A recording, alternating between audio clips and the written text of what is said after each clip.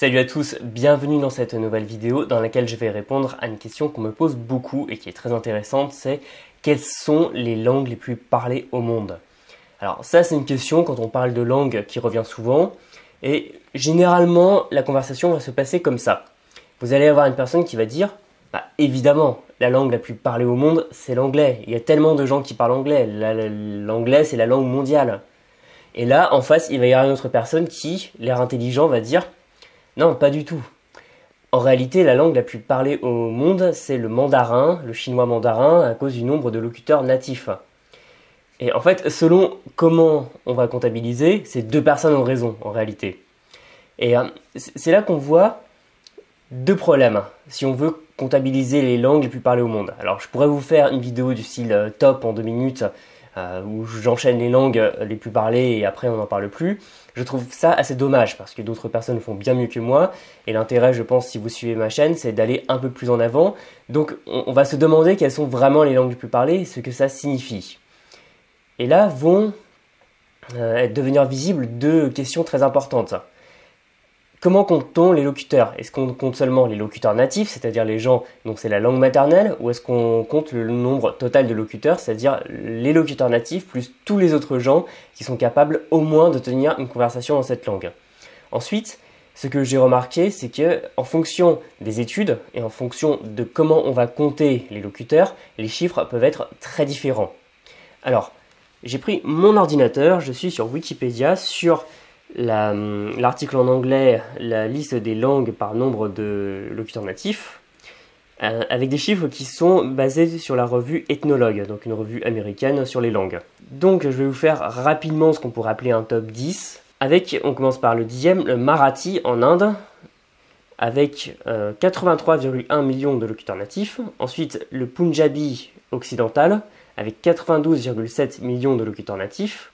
En 8e place, le japonais avec 128 millions de locuteurs natifs. Ensuite, en 7e, le russe avec 154 millions de locuteurs natifs. Puis le portugais avec 221 millions. Ensuite, on arrive au top 5 qui s'ouvre avec le bengali, donc parlé en Inde et au Bangladesh, avec 228 millions de locuteurs. Puis le hindi avec 341 millions de locuteurs. Ensuite, en 3e, l'anglais avec 379 millions de locuteurs natifs, puis l'espagnol avec 460 millions de locuteurs natifs, et le numéro 1 est bien évidemment, sans conteste, le mandarin avec 918 millions de locuteurs natifs. Donc on voit quand même que la personne qui va dire que le mandarin est la langue la plus parlée au monde a raison, parce qu'on voit qu'il y a quand même une écrasante supériorité au niveau des locuteurs natifs. Et là, vous avez peut-être remarqué pas mal de choses intéressantes. Par exemple, où est l'arabe? Parce qu'on dit souvent que l'arabe est une des langues les plus parlées au monde. L'arabe n'apparaît même pas dans ce top. On parle aussi beaucoup du français comme une des langues de demain qui serait, selon certains, même si je ne suis pas tout à fait d'accord, la future langue la plus parlée au monde. En fait, le français n'est qu'à la 15e place devant l'allemand et derrière le coréen. Et c'est là que les choses vont devenir intéressantes. Ensuite, je vais vous lire la liste des langues classées par le nombre total de locuteurs. Donc toujours selon la revue Ethnologue. Alors, on commence en 10e avec l'indonésien, donc je pense que c'est ce qu'on appelle le Bahasa Indonesia, avec 198 millions de locuteurs totaux. Ensuite, le portugais en 9e place avec 234,1 millions. En 8e, le russe avec 258,2 millions. Puis le bengali avec 265 millions. L'arabe standard avec 273,9 millions. Le français avec 279 millions, 279,8 même. Ensuite l'espagnol avec 534,3, le hindi avec 615,4 millions, le chinois mandarin avec 1,116 milliards et pour terminer le gagnant l'anglais avec 1,132 milliards.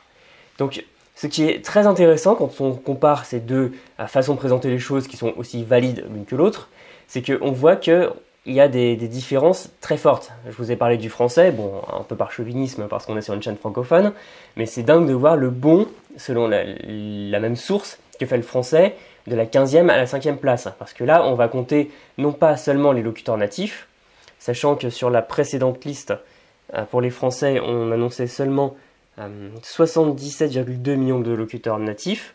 Et là, dans cette nouvelle liste, on arrive à 279,8 millions. Donc voilà, il y a un bond avec des locuteurs non natifs, des gens dont c'est la deuxième langue qu'ils utilisent pour communiquer ou qui l'ont appris et qui ont appris à le maîtriser.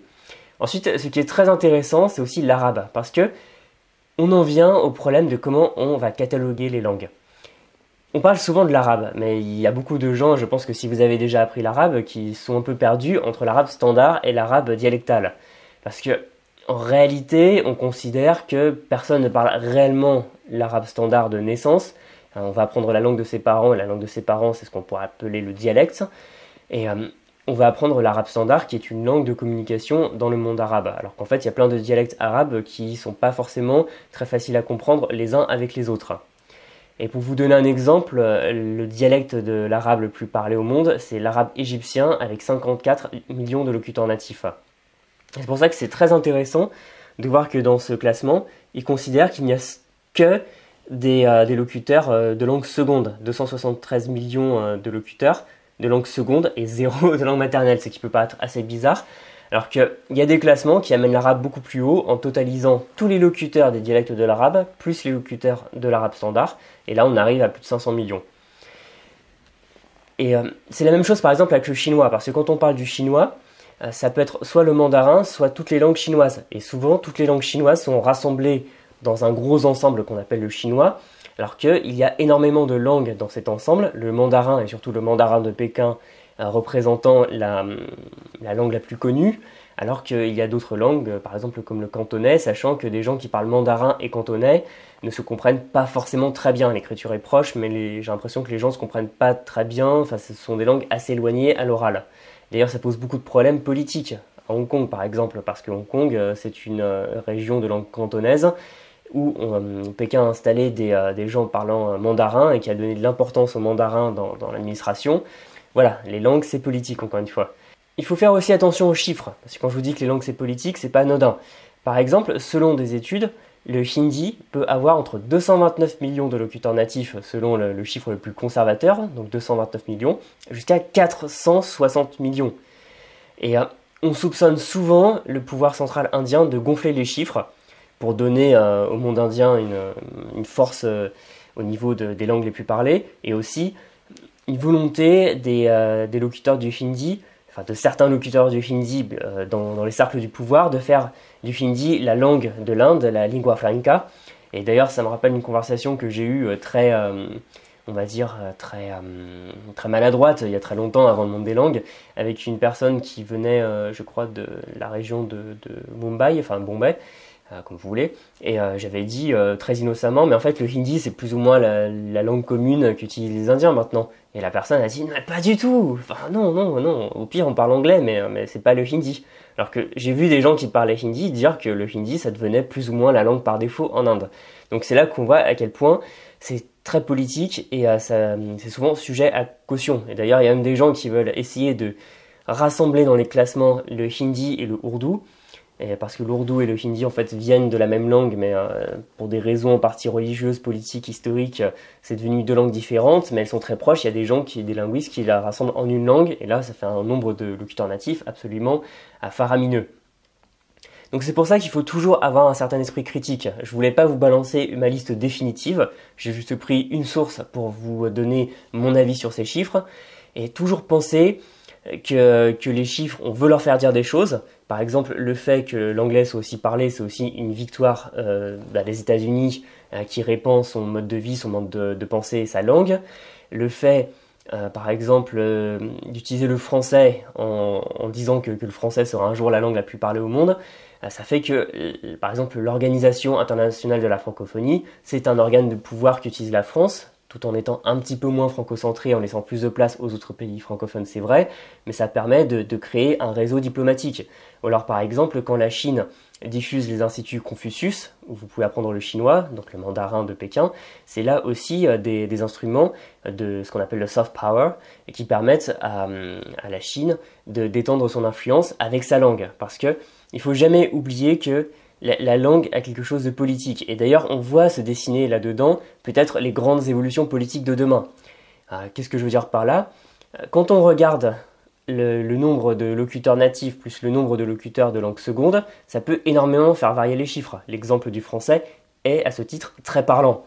Et on pourrait peut-être arriver à une situation avec des grands ensembles de lingua franca qui se développent et avec une poignée de langues finalement qui ont un poids de plus en plus fort au détriment des autres. Donc ça pourrait être le chinois mandarin, ça pourrait être l'anglais, ça pourrait être le français dans certaines zones du monde, le portugais, l'espagnol, l'arabe aussi. Donc peut-être, en tout cas c'est sûr que le nombre de langues se restreint au fur et à mesure. On considère que d'ici 2100, une grosse partie des langues, à peu près la moitié qui existe aujourd'hui, aura disparu. Donc peut-être que ça montre bien à travers ces classements, plutôt que vous balancer un top 10 comme ça, que de voir ce qui se dessine. En tout cas voilà, souvenez-vous toujours que la langue c'est le pouvoir, la langue c'est toujours des rapports de force, c'est jamais...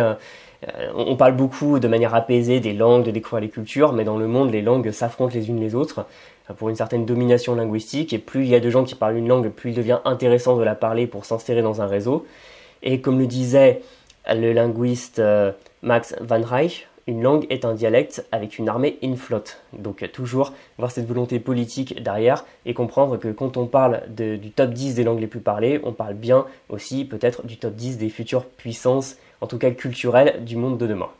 Voilà, je vous remercie d'avoir regardé cette vidéo. Dites-moi en commentaire ce que vous en avez pensé. Vous pouvez aussi me laisser un j'aime et vous abonner à la chaîne. Cliquez sur la petite cloche, comme ça vous recevrez toujours mes prochaines vidéos. Et vous pouvez aussi et surtout rejoindre mes contacts privés en cliquant sur le lien dans la description. Après quoi, vous recevrez ma mini-formation gratuite, 25 techniques pour apprendre votre vocabulaire, que ce soit dans les langues les plus parlées au monde ou même des langues avec très peu de locuteurs, c'est vous qui décidez. Voilà, donc on se voit dans une prochaine vidéo. Salut!